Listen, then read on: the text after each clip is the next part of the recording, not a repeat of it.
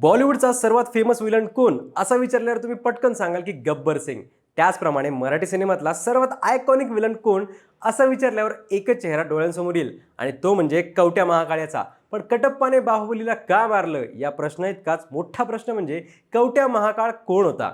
ही भूमिका नक्की कोणत्या कलाकाराने साकारली होती हे अनेकांना माहिती नाहीये. अनेक जण हे म्हणतात की अभिनेते बिपिन वरटी यांनी ही भूमिका साकारली होती, पण असं नाहीये.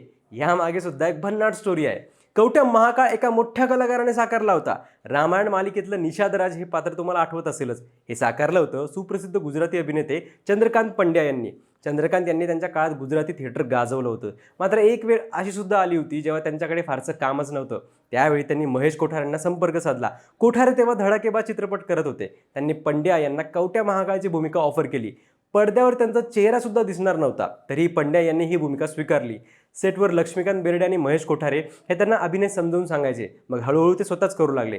पण गंमत म्हणजे डबिंग करताना आवाज मात्र चंद्रकांत पंड्या यांचा वापरला गेलाच नाही. कवट्या महाकाळचा आवाज होते अभिनेते बिपिन वरटी, ज्यांनी या सिनेमात दिवट्याची भूमिका साकारली होती. कवट्याच्या मास्क मागे कुणाचा चेहरा होता हे कित्येक वर्ष कुणालाच माहिती नव्हतं. अभिनेते चंद्रकांत पंड्या यांना या भूमिकेचं क्रेडिट कधीच मिळू शकलं नाही.